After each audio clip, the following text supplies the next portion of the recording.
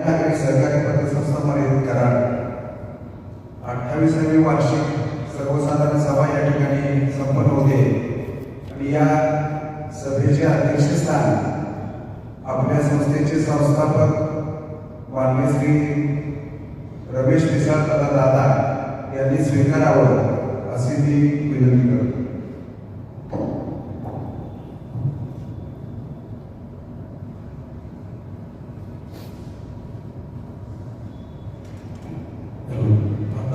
अध्यक्षाची निवड श्री सावंगी सरांनी मांडलेल्या प्रस्तावास माझी पूर्ण अनुमती आहे.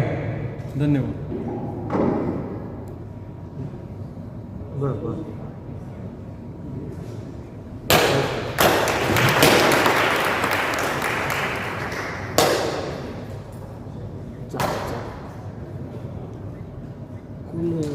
आता मग राहिलेले लोक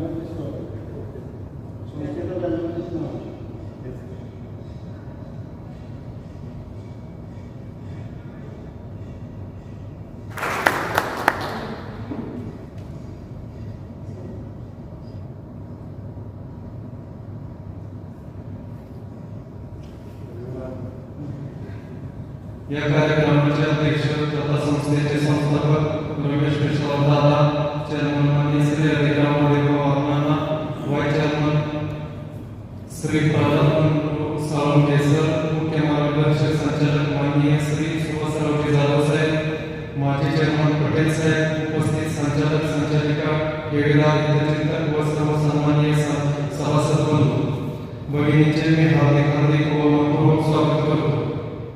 तसेच कार्यक्रमाचे प्रास्ताविक संस्थेचे व्हाईस चेअरमन माननीय श्री प्रल्हाद साळुंखे सर यांनी कार्यालयाची त्यांना विनंती करतो.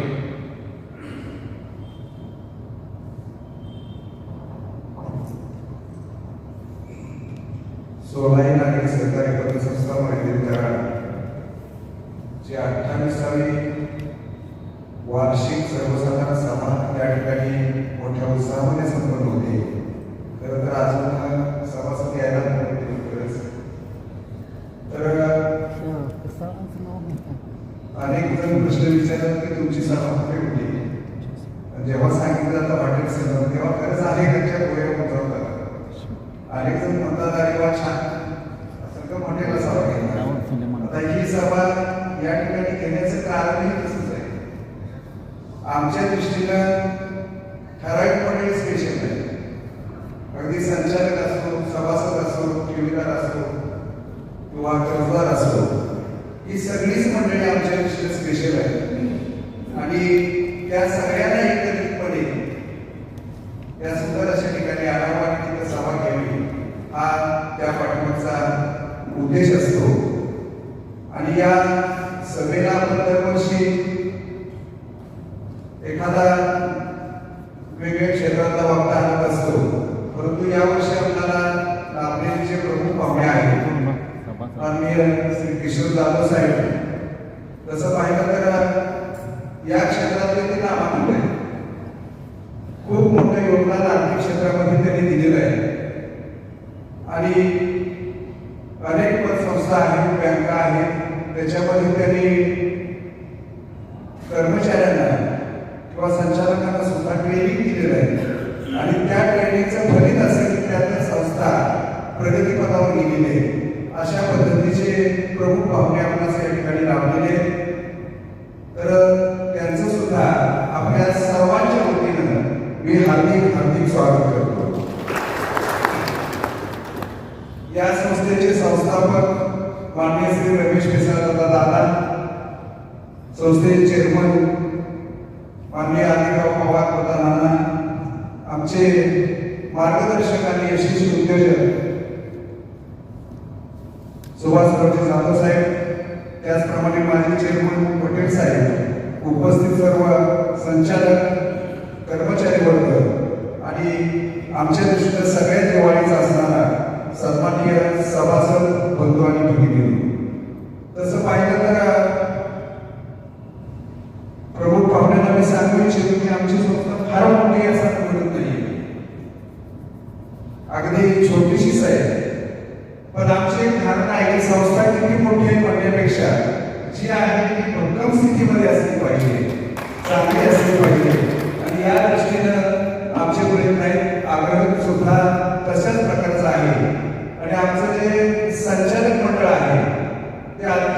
प्रामाणिकपणे निस्वार्थ वृत्तीनं कुठल्याही म्हणजे कशाची अपेक्षा न ठेवता सतत कार्य करते आणि त्यामुळेच ही संस्था जी आहे ती प्रगती पथावर आहे.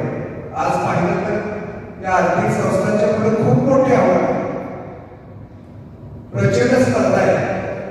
परंतु यामध्ये सुद्धा जर आपण पाहिलं तर सभासदांना मला वाटतं कार्य करण्याचं कारण नाही, कारण आमचं जे संचालक मंडळ आहे ते प्रामाणिकपणे निश्चितपणे चांगल्या पद्धतीने काम करते आणि ही संस्था कशी वाढेल हाच उद्देश आहे.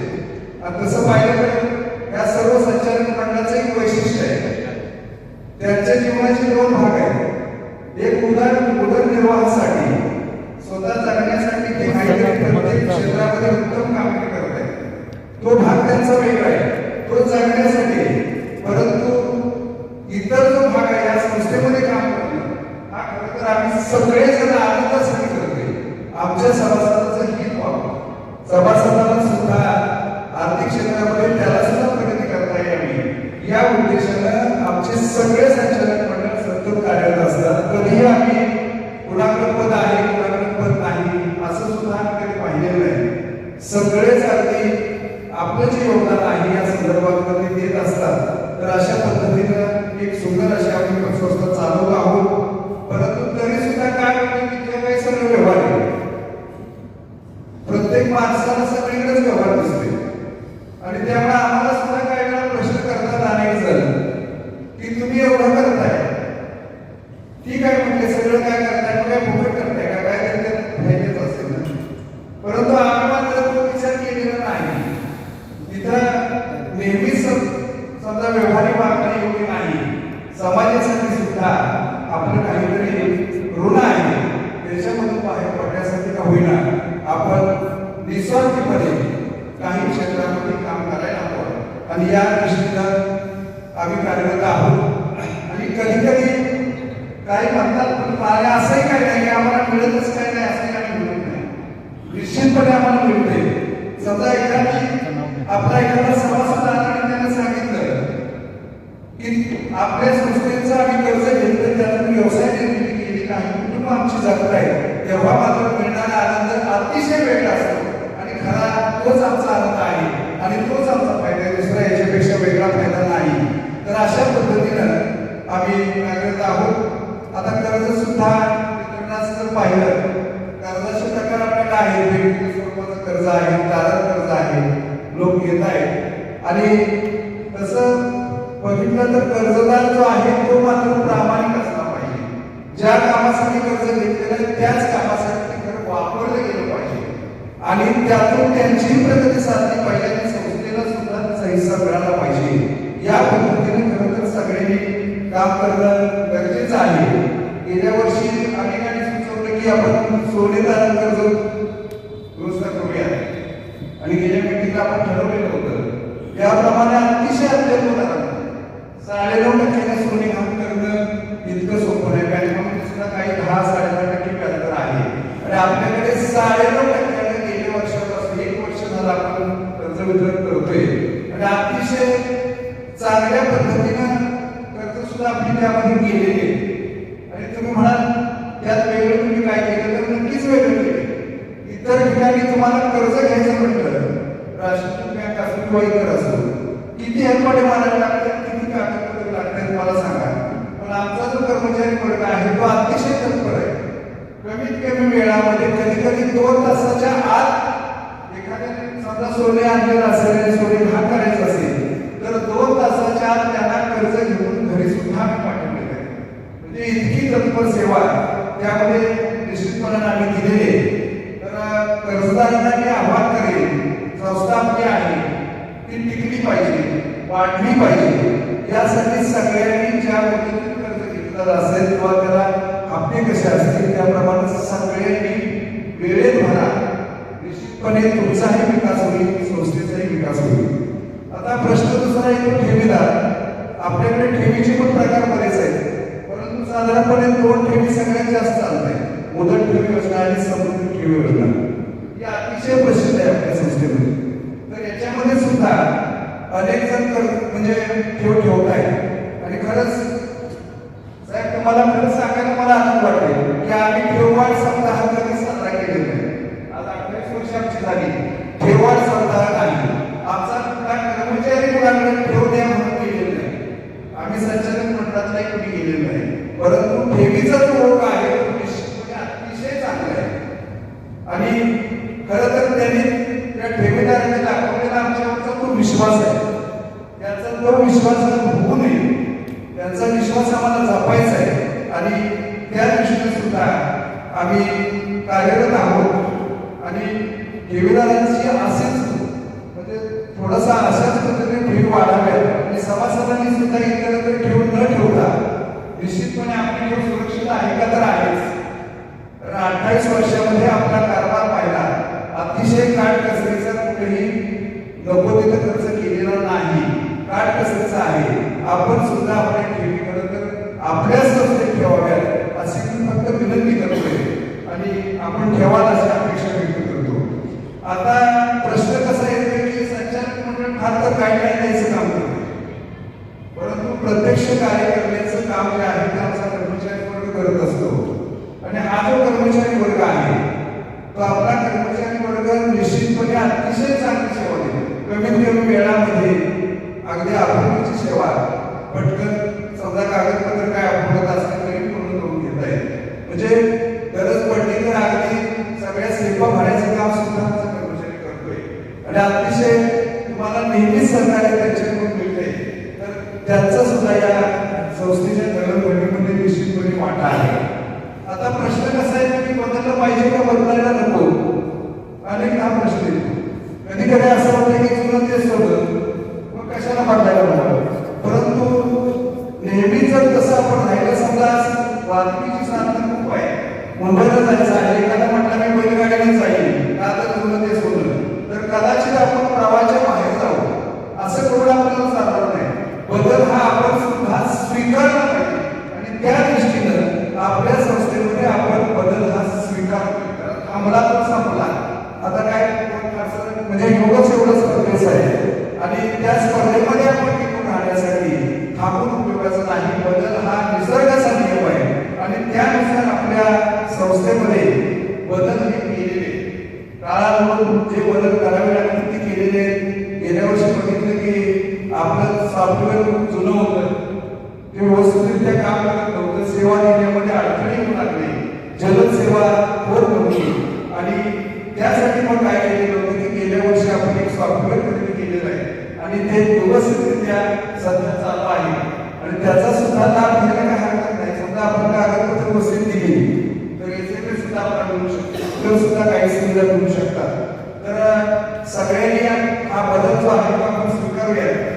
आता प्रश्न प्रमुख पाहुण्यांना मी विनंती करतोय की मला वाटतं सर आमच्या 28 वर्षाच्या कालावधीमध्ये ट्रेनिंग नावाची चीज आमच्याकडे बहुतेक झालेली नाही. आणि आम्ही प्रत्येक वेळी एखादा नामांकित वक्ता आणतो, वेगवेगळ्या विषयावरती आम्ही ऐकतो. पण यावर्षी आम्ही ठरवलं की कदाचित आपण करतोय ते योग्य आहे का आहे हे तपासण्यासाठी म्हणलं यावर्षी फक्त संचालकांचं ट्रेनिंग नको, कर्मचाऱ्यांचं नको, तर आपल्या सगळ्यांचंच ट्रेनिंग व्हावं आणि आर्थिक साक्षरता आपल्याला लाभावी. यासाठी आज जाधव साहेब या ठिकाणी आलेले, त्यांनी अगदी बिनधास्तपणे आम्हाला सूचना कराव्या आणि सूचना अशा असाव्यात. ठेववाढ समजा करायची असेल तर काय करायला हवं, कर्जदार चांगले मिळवायचे असेल तर काय करायला हवं, भाग भांडवल योग्य आहे का, नफा तोटा योग्य आहे का, आणखी आमचं काय चुकतंय का. आणखी काय होतं, एखाद्याला तुमचं चुकतंय म्हटलं की राग येतो, आम्हाला मुलीच राग नाही. आम्ही उलट तुमच्या ज्या सूचना आहेत त्याचा निश्चितपणे आपण वापर करू आणि संस्थेच्या विकासासाठी त्याचा वापर करू.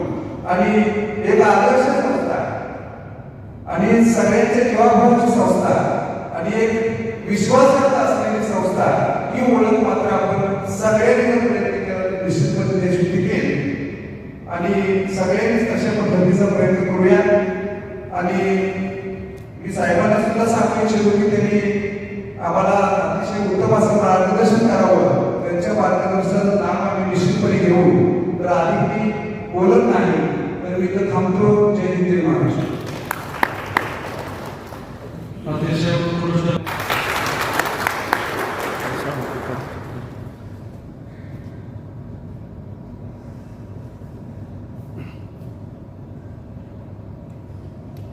हनुमंत नारायण खेराळकर यांचे स्वागत सुभाष अनंतराव जाधव साहेब करते.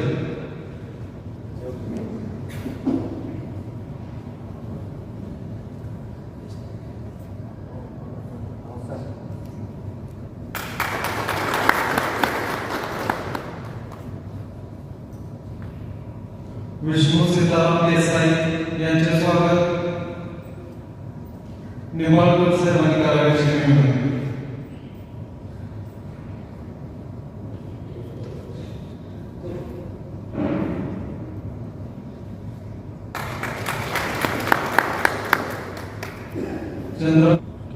सुजाता चंद्रकांत पवार यांचे स्वागत जाधव साहेबांनी करावे.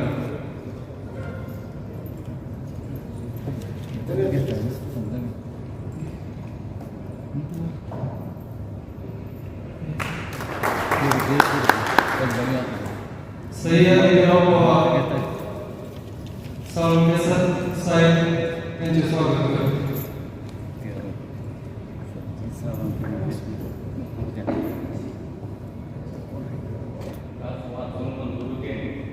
विषय नंबर 3 सन 2022-23 या वर्षाचे नफा वाटणीस मंजुरी देणे. विषय नंबर 4 सन 2022-23 या वर्षाचे अंदाजपत्रकापेक्षा कमी जास्त झालेल्या खर्चास मंजुरी देणे व सन 2023-24 च्या अंदाजपत्रकास मान्यता देणे. विषय नंबर 5 सन 2023-24 सालाकरता लेखा परीक्षकाची नेमणूक करणे.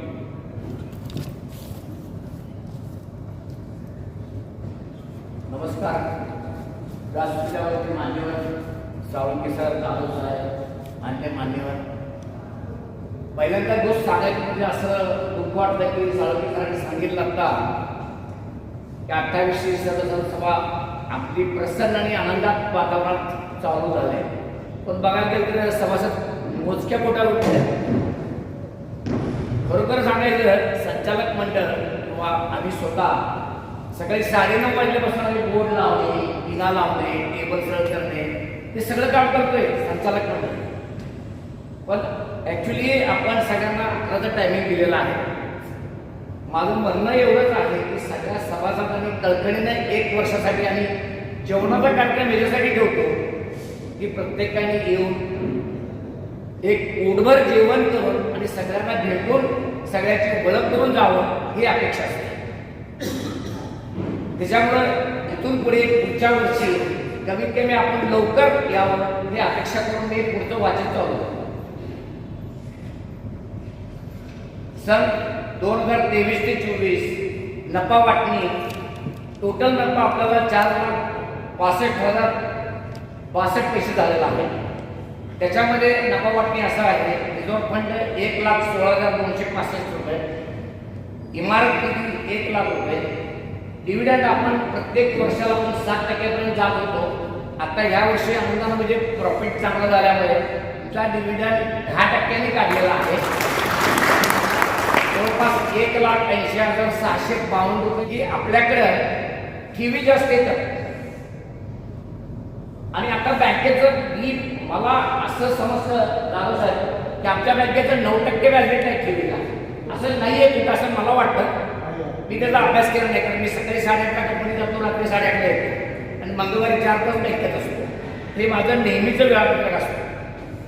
त्यामुळे ठेवी जास्त जमतात पण कर्ज चांगल्या प्रकारे जात नाही. तर कृपया करून आपल्या संस्थेतून चांगल्या कामासाठी कर्ज वितरण व्हावं ही अपेक्षा आहे. त्याच्यामुळे काय झालं, हे जादा व्याज द्यावं लागलं म्हणजे जादा रक्कम त्यांना द्यावे लागले, हे व्याज त्यांना द्यावं लागल्यामुळे जादा तरतूद करावं लागलं. त्याच्यानंतर स्टेशनरी खर्च 35,000 अंदाजे पकडलं होतं. मी संचालक आपल्या संगीतामध्ये सकाळीच म्हटलं 35,000 धरलेला आहे. 3 वर्षामध्ये आपल्याला काय खर्च येतो भागेल 3 करा, तेवढा अंदाजे खर्च करा. जर जास्त झालं तर त्याचा विचार करावा की कमी कसं करतात ते आपल्याला बघावं लागेल. प्रत्यक्षात आपला 16,000 रुपये खर्च झालाय फक्त. कमी 49,000 रुपये कमी झालेला आहे. एवढं धरू नका, जे लागतो ते धरा, त्याच्यापेक्षा 5% पकडा. म्हणजे आपल्याला त्याच्यावरती अभ्यास करायला येईल जागा का वाढला, कशामुळे वाढला, कृपया करून ते लक्षात घ्या याद हो. त्याच्यानंतर नोकर बोनस आहे 13,749 रुपये कमी झालेला आहे. कारण अर्थ काय होतं की आपण तेवढं खर्च करणार आहे का, नाही करणार तर एवढं पकडायचं नाही.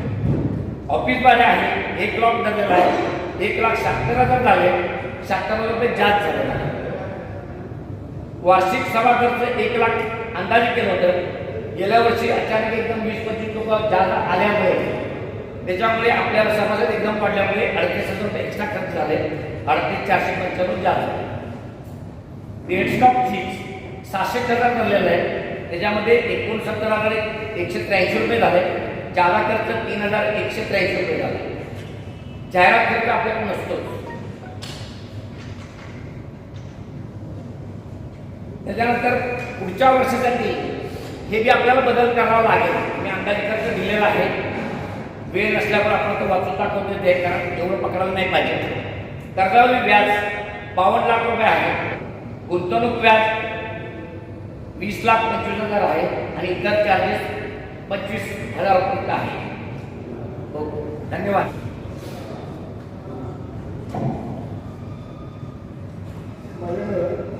शेकावरून 7 वर्षाने त्याच्यामध्ये सन 2023-24 आणि वर्षीपासून नोंद घेणे व सन 22-23 या वर्षाच्या 2 वर्षाची नोंद घेणे. सन 23-24 या आर्थिक वर्षाचा वाढ पूर्ण झालेला आहे आणि या वर्षासाठी वर्ग मिळालेला आहे व सन 22-23 या वर्षाची दुरुस्ती अहवाल गेल्या वर्षी पाठवले. पुढचा जो विषय आहे तो विषय नंबर 7, महाराष्ट्र सहकारी संस्था अधिनियम 1960 कलम 75(2) अन्वये संचालक व त्यांचे नातेवाईक यांना दिलेली कर्जाची वाचून नोंद घे. याच्यामध्ये आमच्या संचालकांना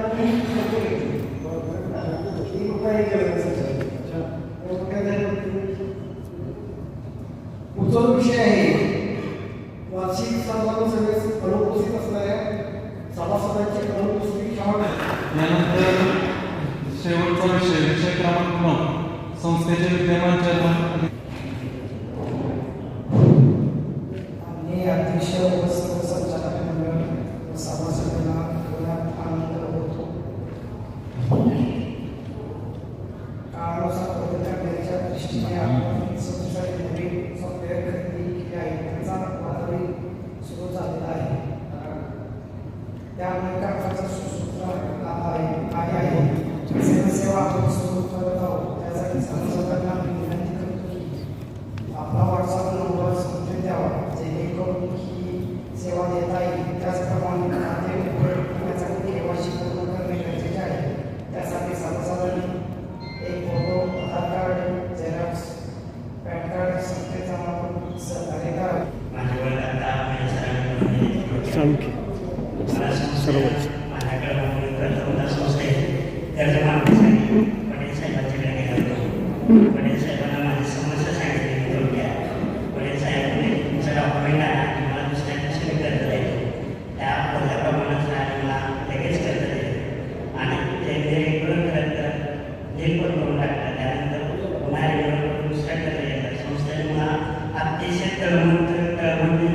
सेवा दिलेल्या आहे, अजून देत आहे. सेवक वर्ग, संचालक वर्ग यांनी प्रत्येक गोष्ट माझी कळवलेली आहे. त्याबद्दल मी संस्थेचा धन्यवाद आहे.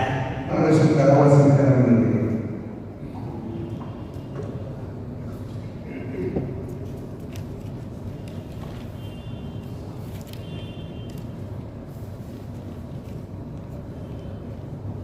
धन्यवाद.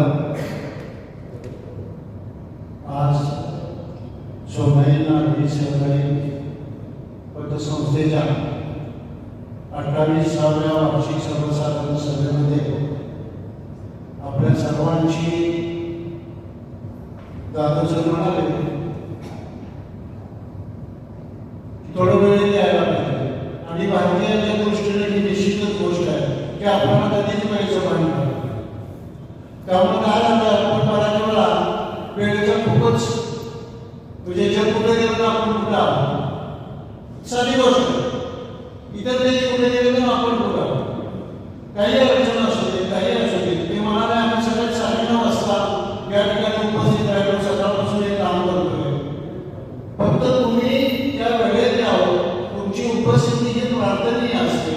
वार्षिक सर्वसाधारण सभेचं महत्व इतकं मोठं आहे की हा सगळा जो काही त्यांचा प्रपंच हे सगळे संचालक मंडळ ज्या पद्धतीने निस्वार्थ पद्धतीने हे सगळं कार्य करत आहे, वेळ देत आहे, या सगळ्यांचं कौतुक करावं हा खरा विषय त्या सर्वसाधारण सभेचा आहे. त्या निमित्ताने काय होतं की तुमचे जे काही प्रश्न आहेत ते प्रश्न त्यांच्या समोर येऊन ही संस्था कशी वेगळ्या मार्गाने वेगळ्या पद्धतीनं वेगळ्या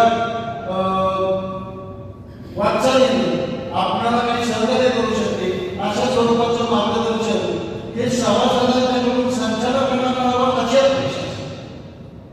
बऱ्याच वेळा तुम्ही सगळेजण इथं बसलेले माझ्यासोबत हे शिक्षक बंधू, मी यांना खूप वर्ष मोठं उद्योगपती आपल्याला वेगवेगळ्या विविध संस्थेमध्ये ते सभासद आहे. आमचे चित्रे सर कराड बँकेचे आमचे सभासद आहे. बरेच मंडळी तुम्ही वेगवेगळ्या ठिकाणी सभासद म्हणून असाल तर जिथं त्या ठिकाणी बघा बऱ्याच ठिकाणी आता असं होतं की आपल्या किंबहुना असं आहे की महानगरसेवक गोष्ट सांगतो की कराड तालुक्यामध्ये विशेष आपल्या जनरल सभेला बसायला जाता मिळत नाही अशा संस्थांची स्थिती. मग तुमची उपस्थिती तुम्ही सगळेजण मंडळी साहेबांच्या कार्यक्षेत्रातली जवळची दैनंदिन आणि आजची सभा घेत असताना मुद्दाम त्यांना सभासदांना सुट्टीचा दिवस निश्चित करून वर्षातून एक दिवस आणि त्यांनी घेतलेला दिवस हा निश्चितपणानं असा आहे की आपलं जे शेतीचं शेड्यूल असेल त्या शेड्यूलमध्ये या दिवशी तरी काही काम नसतं असं बघूनच त्यांनी ते निवडले असं मला वाटतं. त्यामुळे ही उपस्थिती तुमची लक्षणीय असणं अत्यंत आवश्यक होतं. त्यांची वाईट अपेक्षा आहे असं मला वाटतं. त्यांनी त्या पद्धतीनं काम करताय, संचालक मंडळ काम करताय. मला तेव्हा बरोबर सांगितलं की सावंकेच्या घरी आपल्याला सांगितलं की या पतसंस्थेची सभा ही संगम हॉटेल सारख्या ठिकाणी होते ही खरोखर खुशबाई गोष्ट.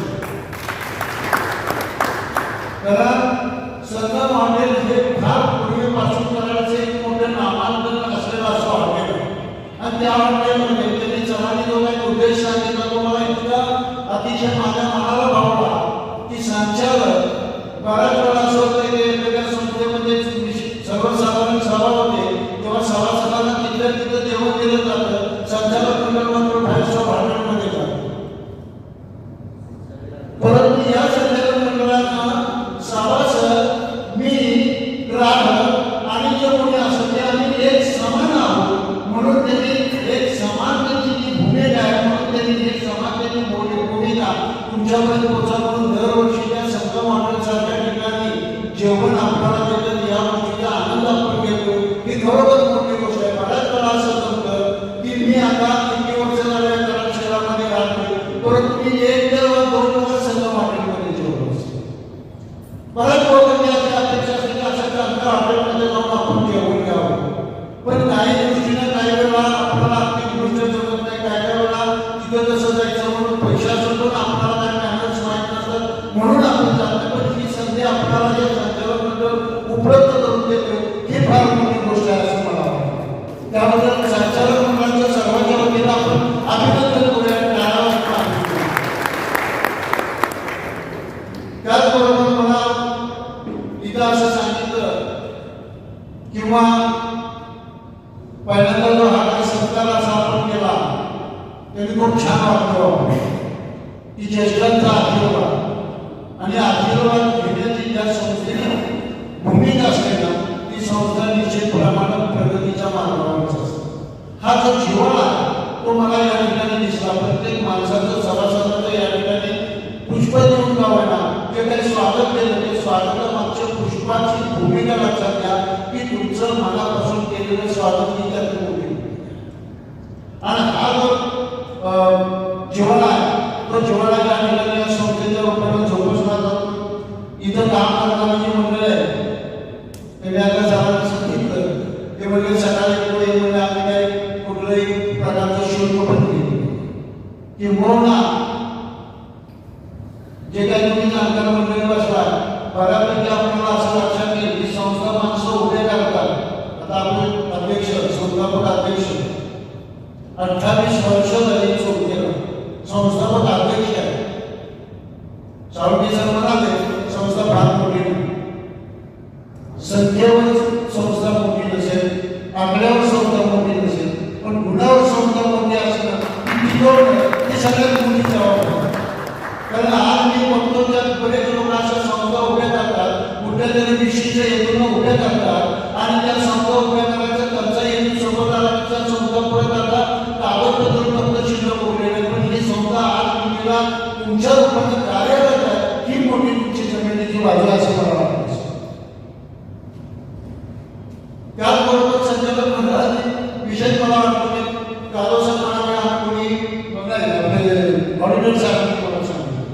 कुणीही या संस्थेकडून कर्ज घेतले.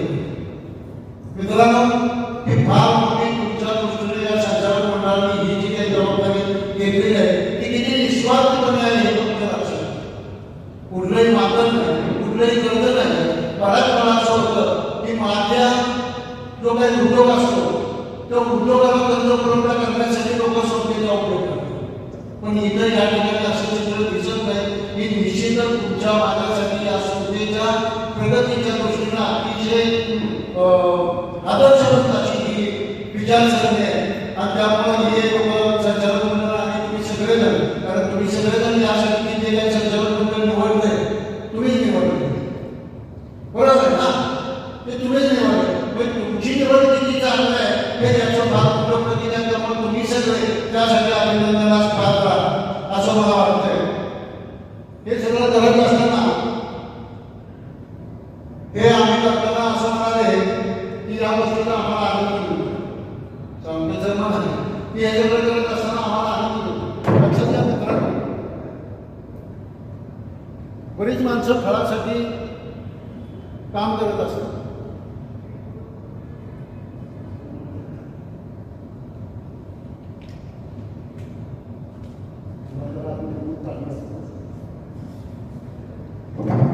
फार लोक काम करत असताना बऱ्याच वेळा असं होतं की ठीक आहे मानधन घेत नाही, कर्ज घेत नाही, बरोबर हे नाही, आर्थिक ह्याच्यात अडचण नाही, चांगली गोष्ट आहे, विश्वासपणे काम करतात. परंतु बऱ्याच वेळा असं होतं की लोक मग दुसरं कशासाठी काम करतात, तर मानापानासाठी काम करतात. एक आर्थिक ह्याच्यासाठी काम करतो, दुसरं म्हणून स्वतःची प्रतिष्ठा मानपान सांभाळण्यासाठी काम करतो. परंतु सावंत सरांनी आता बोलता सहज सांगितलं की आमच्याकडे हे माझ्या उदाहरणार्थ चिकणेश्वर आहे, मला माहिती आहे म्हणून मी यांची नाव घेतोय. कृपया कोणी समज करून घेऊ नका की मी त्यांचं नाव घेतोय किंवा चिकणे सरांचं नाव घेतो. मला बाकीच्यांची नावं माहीत नाही किंवा माझा अज्ञान आहे असं आपण समजून घ्यासाठी.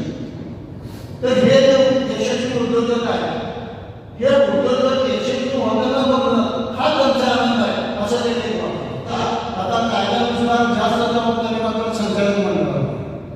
जर ते चुकीचं घडलं तर पहिले तर संचालक मंडळाला जबाबदार होतं. आता संचालक वाढवण्याचं काय होत नाही, ऑडिटर साहेबांना माहिती आहे, बरोबर आहे. संचालक वाढवण्याचं काय होत नाही, कारण काय होतं हे सगळं करत असताना हे कर्मचारी सगळं करतात आणि सगळं करत असताना कुठेतरी चूक होते आणि त्या गोष्टीची चुकीचं प्रायश्चित्त मात्र त्या संचालकांना होतं. असं सगळं असल्यामुळे सभासदांनी या बाबतीत आपल्या स्वतःमध्ये जो एक अवेअरनेस आणला पाहिजे. तो अवेअरनेस आणताना केवळ आपण मालक आहे असं एवढी भावना आपल्या मनाशी घेऊन चालणार नाही. तर मालकाबरोबर आपल्याला काय असतं ते मालक असताना आपण काय करतो, मालकाचा हक्क काय, फक्त इलेक्शन पुरता होत नाही. इलेक्शनला मतदान करण्यापुरतं होत नाही. मतदान करणं हा तुमचा हक्क आहे, कोणाला निवडायचा हा तुमचा हक्क आहे. परंतु त्याचबरोबर दैनंदिन चालणारं कामकाज आहे, त्या कामकाजाची पाहणी करणं. त्या आता हे मला साहेबांच्या जाधव साहेबांनी तुम्हाला जे काही लोक पहिले 3-4-5 असे ठराव त्यांनी वाचून किंवा जो काय आम्ही 2 गोष्टी आम्हाला ऑडिटर साहेबांना सांगितलं, आम्ही तो पाठवतो. हे सभासदांचं काम आहे की त्याच्यातला भाग असतो, बरोबर. त्याचा भाग जो असतो त्याच्यामध्ये त्या संस्थेच्या उणीवा असतात, त्या उणीवांचा उहापोह त्या ठिकाणी केला आणि सभासदांचं पहिलं काम असं आहे की पूर्ण संचालक मंडळाने जेव्हा तो अहवाल तुमच्या सभेमध्ये ठेवला जातो त्यावेळी ज्या काही त्याच्यामध्ये उणीवा आहे तर हे बघा, उणीवा ह्या प्रत्येक संस्थेत असतात. तुम्ही जर आरबीआयची वेबसाईट जर उघडून बघितली, दररोज आरबीआयची वेबसाईट सर्वांना बघता येते. आरबीआयची वेबसाईट उघडून बघितली तर दररोजच्या त्या वेबसाईटवर कमीत कमी देशातल्या 10 बँकांना पेनल्टी केलेली असते, कमीत कमी 10. याचा अर्थ कोणाच्या बँकेने चुकते, उणीवा काम करत असेल, जो काम करतो त्याच्याच उणीवा लागतात हे मात्र लक्षात घ्या. त्यामुळे उणीवा लागल्यामुळे आपल्याला काहीतरी वेगळं झालं असं नाही. आपण सगळं आपल्याला ज्ञान असतं असं पण काही गोष्टी आपल्याला माहीत असतात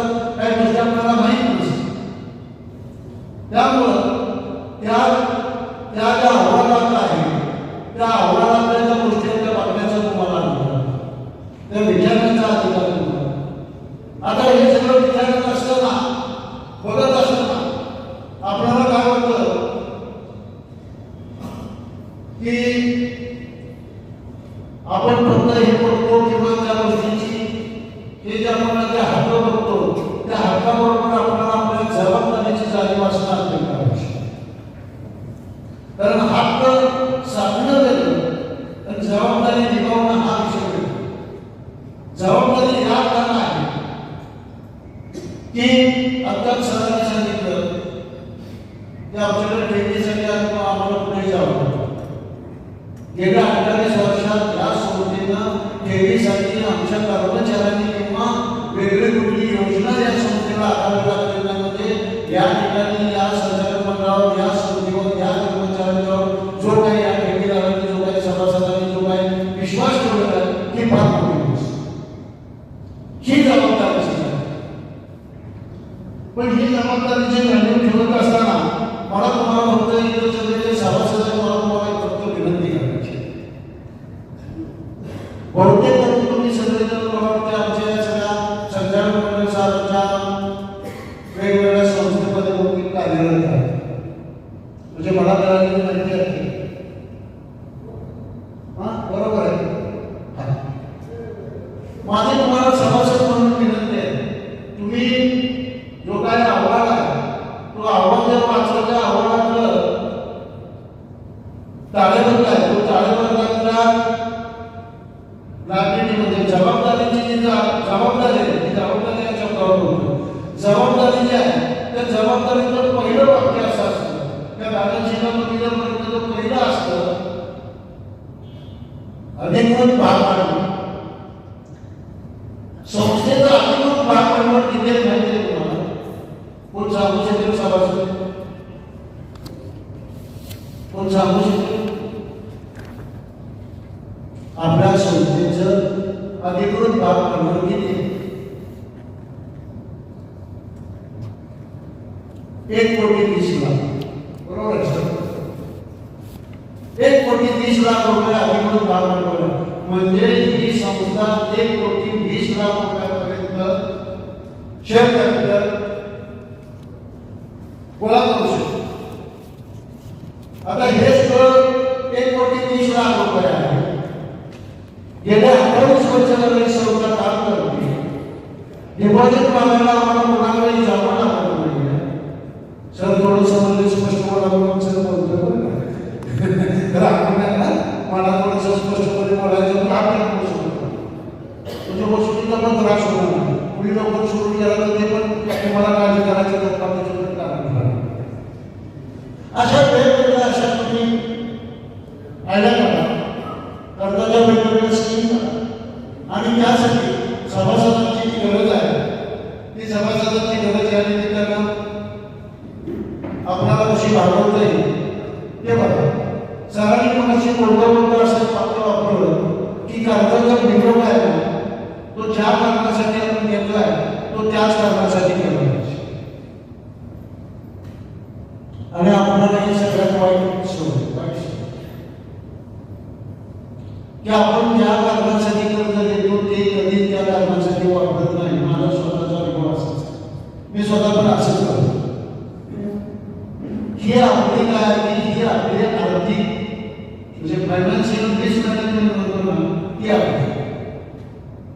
आणि त्यामुळं होतं काय ठीक आहे मी सांगताना माझं मत असं आहे तुम्ही जेव्हा कर्ज देता तेव्हा तुम्ही सांगताना तुम्ही तुमच्या संचालकांना जे कारण सांगता ते खरं कारण सांगा. जे कोणी अधिकारी असतील मॅनेजर असतील त्यांना खरं कारण सांगा. ते तुमचं कारण कदाचित कायदेशीररित्या बसत नसेल तर ते बसवण्याचा प्रयत्न करा. तुमची गरज भागवतो परंतु तुमची गरज भागवताना तुम्ही ज्या कारणासाठी कर्ज मागताय ते त्याच कारणासाठी तुम्ही योग्य कारण असणारच आहे. आपण काय फार मोठी कर्ज देत नाही. किती आहे मॅक्झिमम लिमिट आपण किती देतो आपण मॅक्झिमम कर्ज 15 लाखापर्यंत देतो.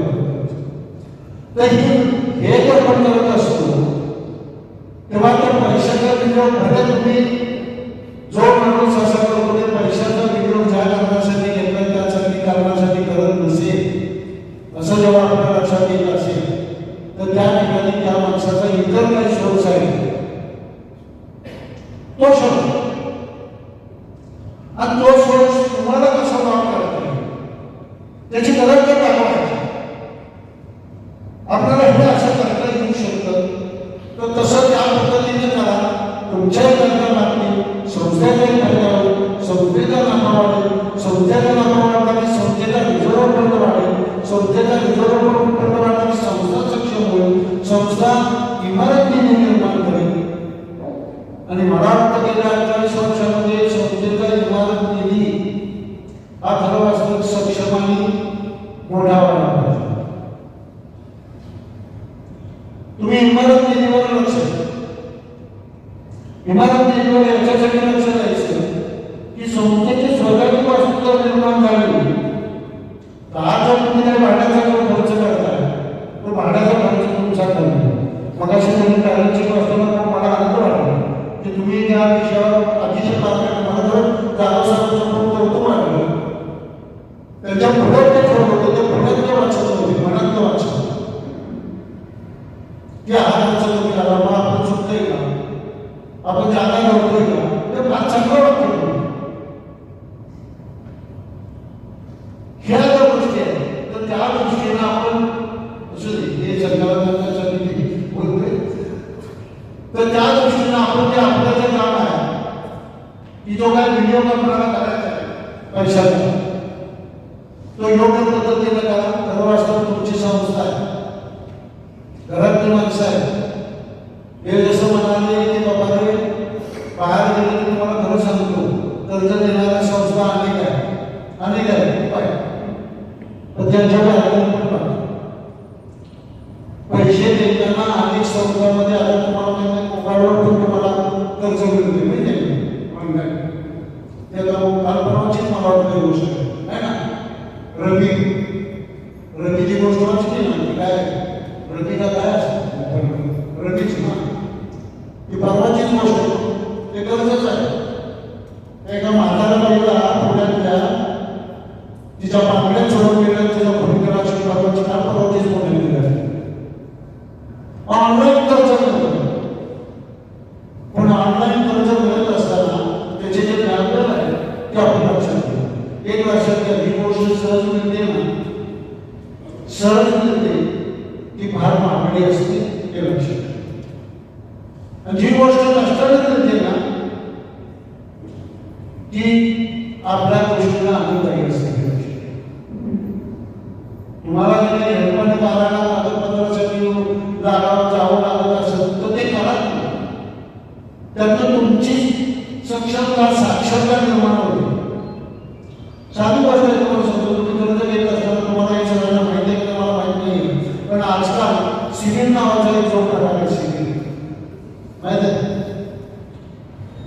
आपण जे कर्ज घेतो आपण कर्ज जर व्यवस्थित भरलं नाही तर ते सगळं कुठं दिसतं माहिती आहे. आता ते सिव्हिल रिपोर्ट मध्ये दिसतं. त्या माणसाची काय क्षमता आहे ना ते सिव्हिल रिपोर्ट मध्ये सगळं होतं. त्याच्याबरोबर त्याची रँक येते. मग ही रँक आपली चांगली आहे. आता माझी गरज आहे बाबा 1 लाख रुपयाची पण उद्या भविष्यात माझी 10 लाख रुपयाची जेव्हा गरज येईल तेव्हा हे 1 लाख रुपयाचे कर्ज जर मी व्यवस्थित भरलं तर माझा सिव्हिल रिपोर्ट चांगला आहे.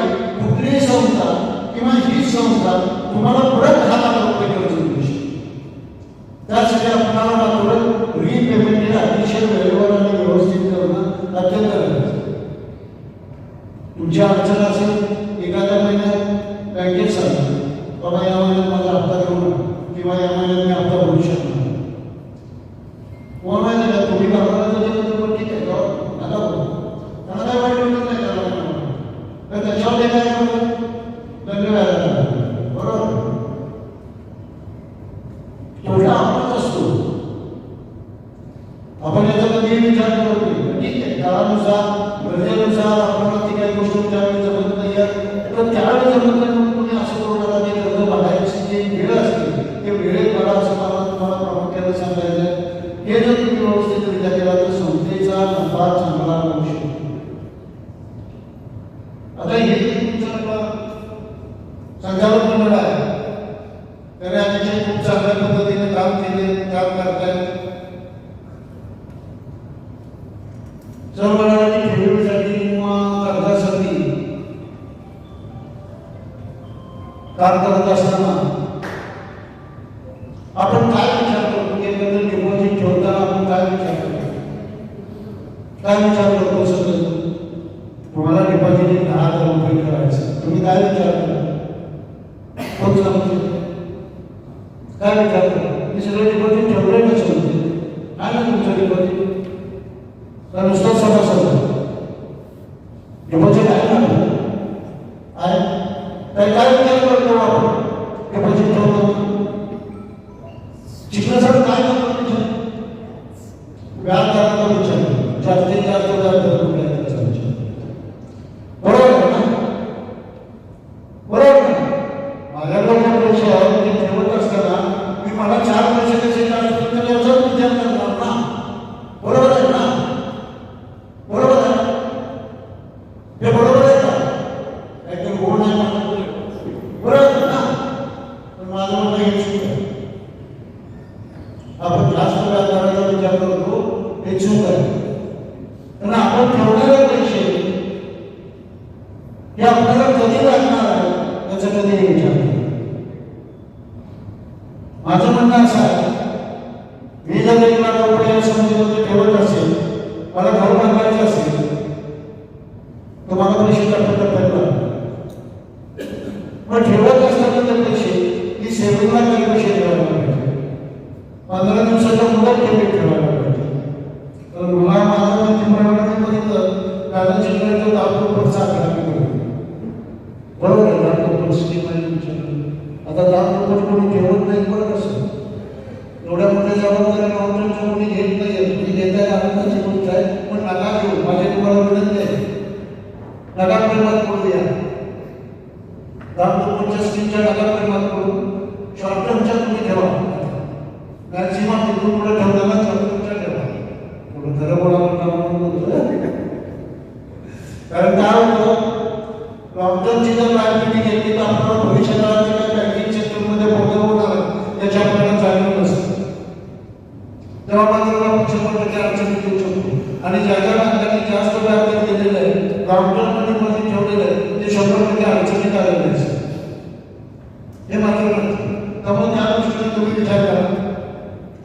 माझं म्हणणं असं आहे, ठेवीसाठी विचार करत असताना प्रामुख्याने कर्मचाऱ्यांना बघत आहे. तसं आपल्याला भेटताना घेताना आपण जे कुठलं विचारायला पाहिजे, काय विचारायला पाहिजे याचं आपल्याला मात्र 100% ज्ञान असणं आवश्यक आहे असं मला वाटतं. हे जसं मी ते तुम्हाला काय सांगितलं ही माझी गरज नव्हती, तर त्या माणसाला माझी ती गरज निर्माण केली म्हणून मी ते पाहिजे तुमच्याबरोबरचं माझी मी करते. तसं जे आपल्याला गरज आहे तर त्यामुळे मला फक्त भेटायचं वाटतं. मी कधी कांद्यावर गेलो ना तर ते मशीन नसतं कधी फिरवलं की मला खूप छान वाटतं. बायकोवर एवढा प्रेमानं दाखवतो एवढं ते मशीन चाललं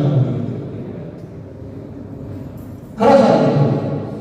तर ह्या गरज नसताना ही गरज निर्माण करणं कर्जा घेताना यासाठी आपल्याला या गोष्टीचा विचार करावा लागेल. तुम्ही कोण काय करू नये असं समजून मी या ठिकाणी थांबतो.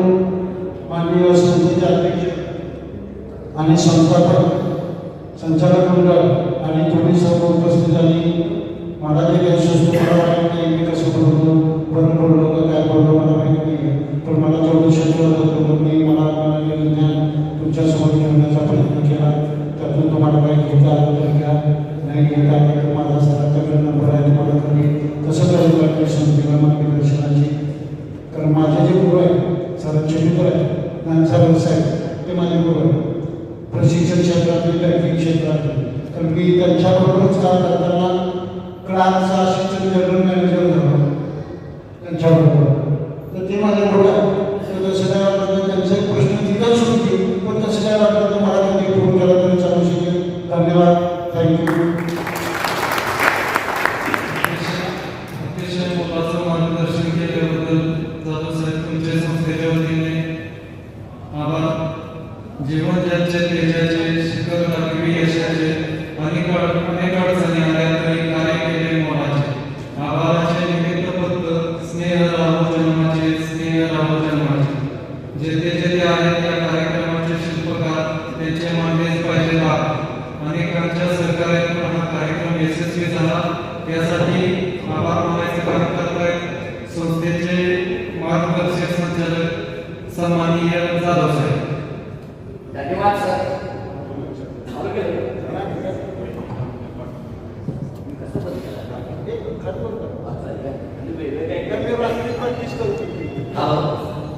धन्यवाद सर. धन्यवाद. कारण संस्थेचा अहवाल 15 मिनिटात आपला वाचून झाला, भाषणात ते 1 तास केलं होय की नाही. त्यामुळे चांगलं झालं, काही ज्ञान आम्हाला घेण्यासारखं झालं, खूप चांगलं भाषण झालं. धन्यवाद. दुसरं सभासद लोकांना एक सांगायचं होतं म्हणजे केवायसी अपडेट करा. बऱ्याचदा आपल्या शब्दातून भाषणातून झालेलं आहे. तर ते केवायसी काय इम्पॉर्टंट असतं, एक मला 2 मिनिटं फक्त सांगतो. जास्त वेळ घेणार नाही, सगळ्यांना भूक लागलेली इथून गेलेला आहे. तर केवायसी अपडेट केलं की तुम्हाला तुमचा मोबाईल नंबर, आधार कार्ड हे जर तुम्ही अपडेट केलं तर तुम्हाला घरी बसून तुमच्या अकाउंटवर काय रक्कम आहे प्रत्येक महिन्याला किंवा तुम्ही ज्या वेळेला अकाउंटमध्ये पैसे भरता त्यावेळी तुम्हाला डायरेक्ट मेसेज येऊ शकतो, SMS येतात. दुसरं म्हणजे तुम्ही कर्ज काढलं, जर तुम्हाला कॅश भरायचं असेल तर तुम्ही बँकेत यायचं.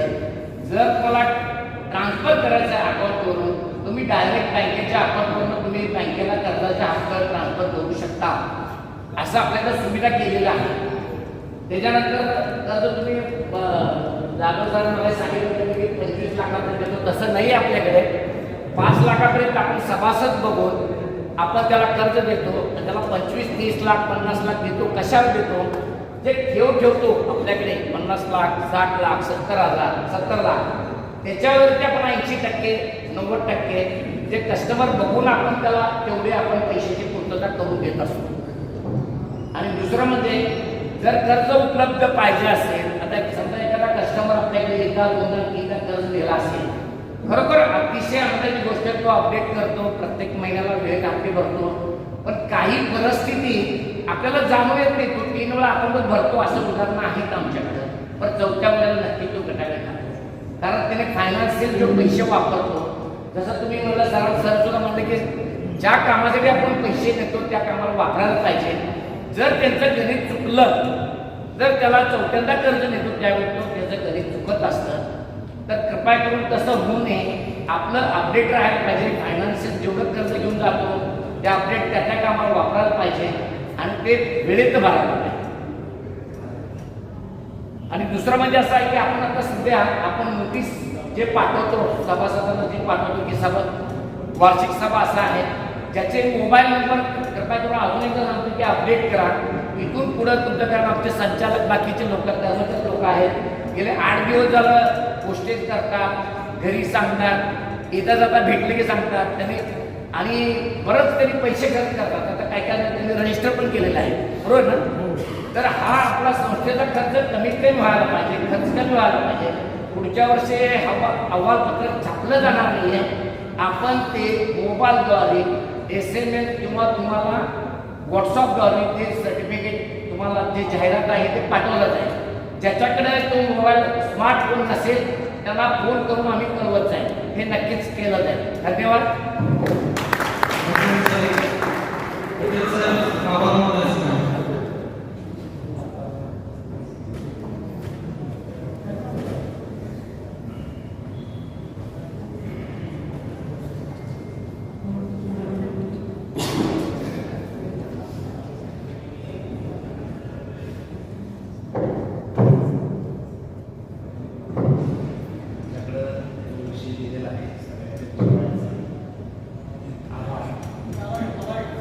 माईक चालू जवळ धरा.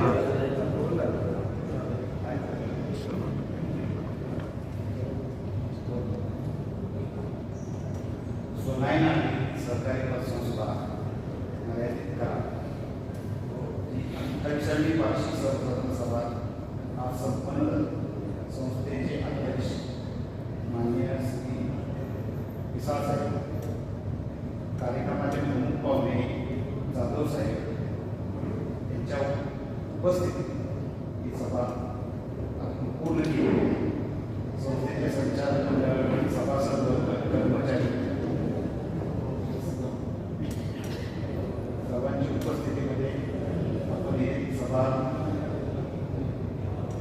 पूर्ण केलेली आहे.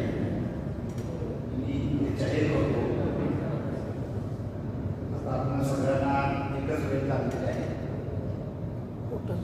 संस्थेचे